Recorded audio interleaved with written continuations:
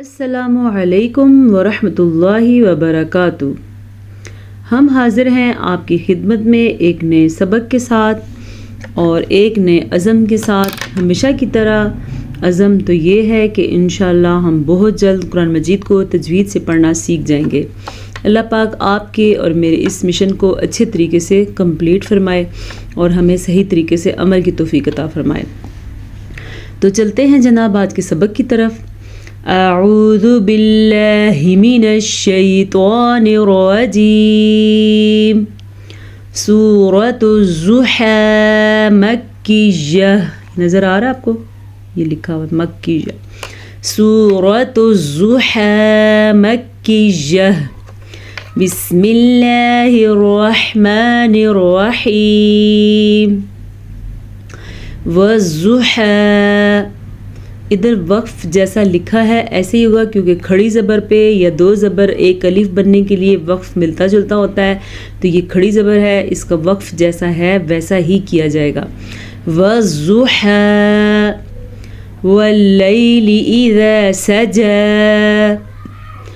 غلطی کرتے ہیں لوگ، اس کو واللیل کو پڑھتے ہیں واللیلی، واللیلی نہیں، واللیل نہیں ہے، واللیلی لین ہے، یہاں پہ یا ساکن ہے اور اس سے پہلے زبر ہے، تو یہ یا لین ہے، اس کو نرمی سے پڑھا جاتا ہے اور اس طرح کا جو تلفظ ہے وہ مجہول کہلاتا ہے جو واللیل کے طریقے سے پڑھا جاتا ہے۔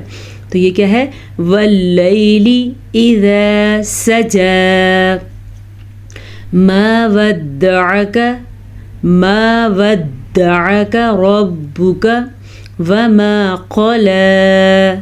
ما ودعک، عین کے مخرج پہ دھیان دیں، ما ودعک۔ اچھا، میں نے اس دن ایک بچی کو سنا، وہ پڑھ رہی تھی ما ودعک، ما ودعک نہیں، دال کی شد ہے تو ودعک، ما ودعک ربک وما قلی، ٹھیک ہے؟ ما ودعک ربک وما قلی وللآخرۃ، ٹھیک ہے؟ وللآخرۃ خیر لک من الاولی۔ اگر کوئی اس کو پڑھتا ہے خیر لک تو وہ غلط پڑھتا ہے، یہ پڑھا جائے گا خیر لک بغیر رکے۔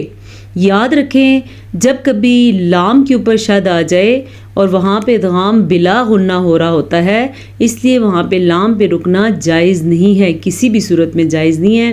تو ہم اس کو کیسے پڑھیں گے؟ خیر لک من الاولی۔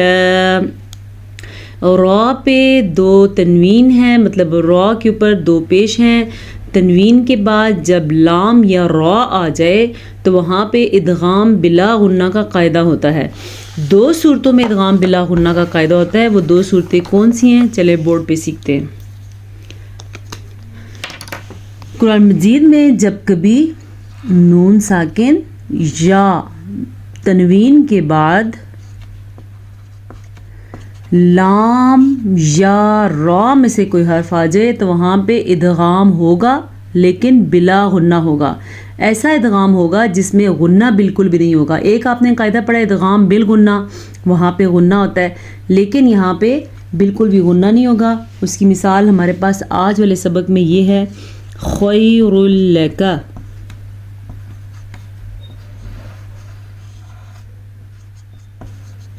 نون ہمارے پاس تنوین ہے، یہاں پہ دو پیش کی صورت میں تنوین کے بعد لام آیا ہوا ہے، جیسا کہ میں نے آپ کو اوپر بتایا ہے کہ نون ساکن کے بعد یا تنوین کے بعد لام اور رام سے حرف آ جائے تو ادغام بلا غنہ ہوتا ہے۔ تنوین کی مثال تو آپ نے دیکھ لی، اس کو نون تنوین بھی کہتے ہیں۔ اب ہمیں دیکھنی ہے نون ساکن کی مثال، مجھے نظر آ گئی ہے، ساتھ ساتھ ایک نظر قرآن مجید پہ بھی ڈالنی پڑتی ہے۔ یہ ہے نون ساکن کی مثال۔ نون ساکن کے بعد را آ گیا ہے، یہاں پہ حمزہ اور را کا ادغام ہو گیا، نون ختم ہو گیا اور را پہ رکنا جائز نہیں ہے۔ تو کیسے اس کو لکھیں گے اور کیسے پڑھیں گے؟ جیسے یہاں پہ خیر لک ہم نہیں پڑھ سکتے، نون کی آواز ختم ہوگی، ایسے یہاں پہ بھی نون کی آواز ختم ہوگی۔ تو یہ کیا لکھا ہوا ہے؟ لفظ یہ لکھا ہوا ہے، الرآہ اگر اس کو کوئی پڑھتا ہے رآہ تو وہ بالکل غلط پڑھتا ہے. یہ ایسا پڑھنا حرام ہے قرآن کو. اس غلطی کو ٹھیک کر لیں آپ. سمجھ آ گیا؟ اس قاعدے کو کہتے ہیں ادغام بلا غنہ. اور بھی بہت ساری مثالیں ہو سکتی ہیں. ابھی تو ہمارے پاس لام کے لیے صرف نون تنوین کی ایک مثال ہے. نون ساکن کے بعد بھی لام ہو سکتا ہے. اور اسی طرح ہمارے پاس نون ساکن کے بعد را کی مثال ہے. تنوین کے بعد بھی را آ سکتا ہے.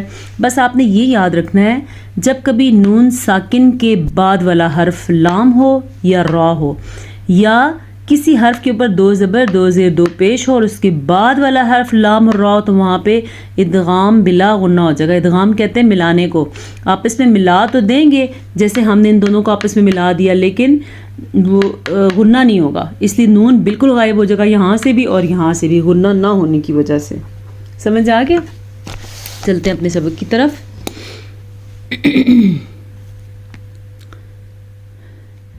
خیر لک من الاولی ولسوف یعطیک. یعطیک تو کے مخرج پہ دھیان دیں, عین کے مخرج پہ دھیان دیں. ربک فترضی. اگر کوئی اس کو پڑھتا ہے ربک فترضی تو وہ غلط پڑھتا ہے. ربک نہیں کر سکتے, ربک فترضی. اچھا جی, را کو ہم نے پر پڑھا ہے. را کو کیوں پر پڑھا ہے یاد رکھیں. جب کبھی قرآن مجید پہ را پہ زبر ہو یا را پہ پیش ہو تو را پر, یعنی کہ پر کہتے ہیں موٹا کر کے پڑھا جائے گا را کو. ٹھیک ہے. جب کبھی قرآن مجید میں را کے نیچے زیر ہو تو را کو باریک پڑھا جائے گا. ٹھیک ہے.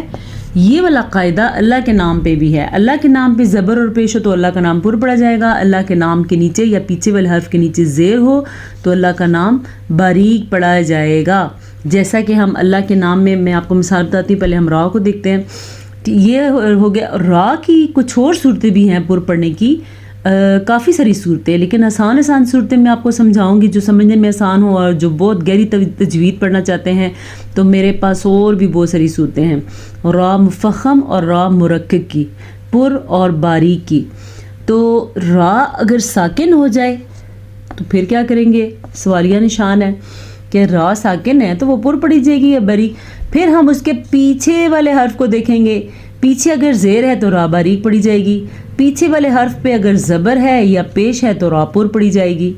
ٹھیک ہے. پھر بعض کا ہمارے پاس پیچھے والا حرف بھی ساکن ہوتا ہے.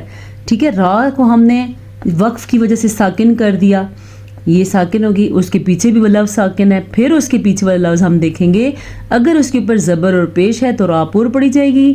اگر اس کے نیچے زیر ہے تو را پر پڑھی جائے گی. یہ جو آخری بات میں نے آپ سے کی ہے اس کی مثال کیا ہے؟ اب ہم خیر پہ وقف کر رہے ہیں. ٹھیک ہے.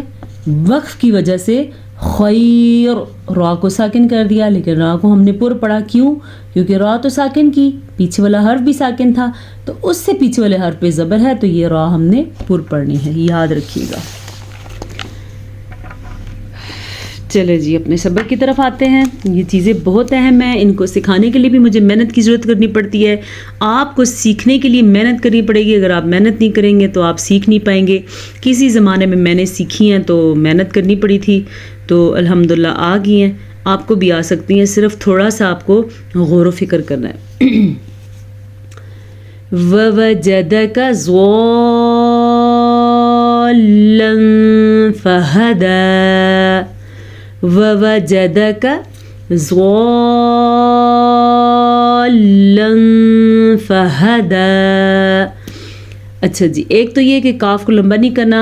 کوئی لوگ پڑھتے ہیں واوا جادہ کا, واوا جادہ کا, غلط ہے. نظر آ رہا آپ کو ہر لفظ کو ہم لمبا کر رہے ہیں تو یہ غلط ہے. پڑی زبر کبھی بھی لمبا نہیں کی جاتی, تو یہ پڑھا جائے گا وَوَجَدَكَ. کاف بھی چھوٹا, دال بھی چھوٹا, واو بھی چھوٹا, جیم بھی چھوٹا, کیونکہ ان کے اوپر پڑی زبر ہے. اس کے اوپر خاص جو ہے طریقہ میں آپ کو بتاتی ہوں کہ اس میں غلطی زیادہ تر کیا کی جاتی ہے اور اس کا ٹھیک طریقہ کیا ہے پڑھنے کا. پہلے تو یہ 6 الف کے برابر ہے. یہ مد 5 الف کے برابر ہے, اور ایک یہ مشدد حرف کی وجہ سے بھی 6 الف کے برابر ہو جائے گی. ایک اپنا الف بھی ہے اس میں. ٹھیک ہے. یہ مد ہم یہاں پہ 6 الف کے برابر پڑھیں گے. اور آگے مشدد حرف پڑھنے کا بھی ایک خاص طریقہ ہے. ویسی لام پہ رکنا حرام تھا، لیکن یہاں پہ تھوڑا سا لام پہ جھٹکا سا پیدا ہوگا. رکیں گے تو نہیں، لیکن جھٹکا ضرور پیدا ہوگا، کیونکہ یہ مشدد حرف مد کے بعد آیا ہوا ہے. بچے کیا پڑھتے ہیں؟ اس کو پڑھنے والے ہیں زوالن. نہیں، پہلے تو اس کو مد کو لمبا کریں. آج ایک بچی کا سبق تھا میرے پاس، قرآن پڑھتے ناظرہ یہ نورانی قاعدہ پڑھتے ہوئے، اس کا سبق تھا لزوالونا، اور وہ پڑھی تھی لزوالونا. وہ بالکل سیکھ نہیں پا رہی تھی کہ شاید اس کو کافی دفعہ پڑھانے کے بعد پہلے میں نے پڑھایا، پھر میں نے اپنی جو میرے ساتھ ایک بچی ہے ماشاءاللہ اس نے پڑھ لی اور بہت اچھا پڑھ لیتی ہے، وہ میرے ساتھ ہیلپ کراتی ہے. اس سے میں نے کہا بھائی اس کو سکھاؤ. پھر اس نے آخر کار ہم دونوں نے مل کے اس کو سکھا دیا. تو کیسے اس نے کیا غلطی کی؟ وہ پڑھی تھی زوالن. میں آپ کو اس میں بتا رہی ہوں لفظ وہ ملتا جلتا ہی تھا، وہ بھی مشدد حرف کے بعد لام آ رہا تھا. آپ نے کیا پڑھنا ہے؟ اس کو زوالن، لن جھٹکا پیدا ہوگا. زوالن فہدا، سوری یہاں پہ خوا بھی ہے. زوالن فہدا، یہ خوا کیوں ہو رہا ہے؟ کل مجھے کسی نے جواب دیا تھا، میں بھول گئی ان کا نام. میرا دل کرتا ہے کہ جو جواب دے ان کا نام ضرور بتانا چاہیے. تو انہوں نے بتایا تھا کہ حروف اخفا 15 ہے، اور وہ سارے 15 حروف لکھ کے دیے تھے. ان کے لیے ماشاءاللہ بولیں، آپ سب بھی ماشاءاللہ کہہ دیں. اللہ پاک مزید ان کے علم میں اور ان کے حافظے میں اضافہ فرمائے. وَوَجَدَكَ عَائِلًا فَأَغْنَىٰ، غین کا مخرج دھیان دیا آپ نے. عَائِلًا فَأَغْنَىٰ، اخفا کو ادا کرنے کا طریقہ سیکھ لیں. اگر آپ کو نہیں آتا، ہم روز پڑھتے ہیں، روز قاعدہ سیکھتے ہیں، تو آپ سیکھ لیں کیسے ادا کریں گے. وَوَجَدَكَ عَائِلًا فَأَغْنَىٰ. اچھا، بعض بچے میرے پاس جو پڑھتے ہیں، میں ان کو سکھا رہی ہوں، وہ قواعد کے ساتھ ہی پڑھتے ہیں الحمدللہ. اچھا، وہ پڑھتے عائلًا، ایسے نہیں، لن لن اس ٹائپ کی آواز آنی چاہیے، یہ اخفا ہے. فَأَمَّا الْيَتِيمَ فَلَا تَقْهَرْ، فَأَمَّا الْيَتِيمَ فَلَا تَقْهَرْ.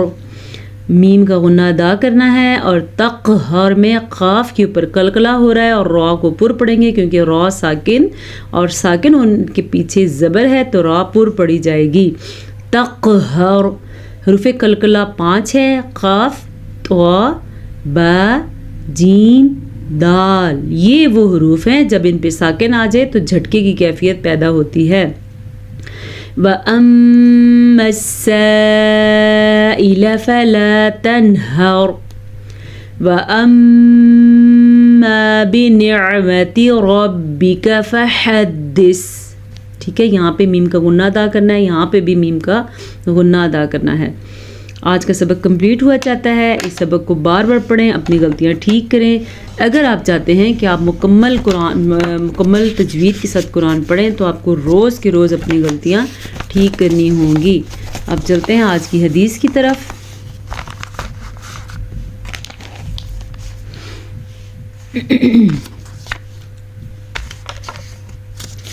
آج جو ہم نے حدیث پڑھنی ہے وہ ہے حدیث نمبر 18. حدیث نمبر 18 کیا ہے؟ الغنى غنى النفس. میں نے نون کا غنہ ادا کیا ہے، میں نے غین کو صحیح طریقے سے ادا کیا ہے، تو آپ بھی اس چیز کا دھیان رکھیں. الغنى غنى النفس، اس کا کیا مطلب ہے؟ حقیقی غنا دل کا غنا ہوتا ہے. اس حدیث کا مفہوم یہ ہے جو دل سے غنی ہے حقیقت میں وہی غنی ہے. جو لوگوں کو دکھانے کے لیے یا کسی کو دکھا کے ریاکاری کرنے کے لیے لوگوں میں تقسیم کرتا ہے یا ان کے ساتھ معافی کا معاملہ فرماتا ہے، حقیقت میں وہ تنگ رہتا ہے، طبیعت اس کی تنگ رہتی ہے، اور وہ گن گن کے پیسے استعمال کرتا ہے یا گن گن کے دوسروں کو دینا پسند کرتا ہے، تو یہ غنا نہیں ہے. غنا یہ ہے، غنی وہ ہے جو دل سے غنی ہو، جو اگر کسی کی ہیلپ کرے تو ایسے کرے کہ اس کے بائیں ہاتھ کو بھی خبر نہ ہو، دائیں ہاتھ سے اس طریقے سے مدد کرے کہ اس کے بائیں ہاتھ کو بھی خبر نہ ہو۔ اس حدیث کا یہ مفہوم ہے۔ تو آج کی کلاس کا وقت ختم ہوا چاہتا ہے۔ اگر آپ کو پسند آتی ہے ویڈیو تو پلیز لائک کیا کریں، اور بس میرا زیادہ خوشی مجھے یہ ہوگی کہ آپ سیکھ جائیں۔ میں نے بائیو میں اپنا نمبر دے دیا ہے، اگر آپ کو کوئی کسی قسم کا مسئلہ ہو تو وائس میسج کر کے آپ مجھ سے مسئلہ پوچھ سکتے ہیں۔ انشاءاللہ آنے والی کلاس میں زوا اور زوات کے فرق کو واضح کر دیا جائے گا۔ آج کسی ایک سبسکرائبر نے مجھ سے پوچھا کہ زواد اور زوا میں کیا فرق ہے، اس کی ادائیگی میں کیا فرق ہے۔ یہ بحث تو میرے خیال سے اس میں پڑھنا نہیں چاہیے، لیکن پھر بھی تعلیم ہے تو علم میں ہمیں جانا پڑے گا، اس کی وضاحت کرنی پڑے گی۔ تو انشاءاللہ کل یا پرسوں میں اس کے لیے خاص اسپیشل کلاس بناؤں گی۔ تو پھر ہم ملیں گے ایک نئی کلاس کے ساتھ۔ السلام علیکم ورحمۃ اللہ وبرکاتہ۔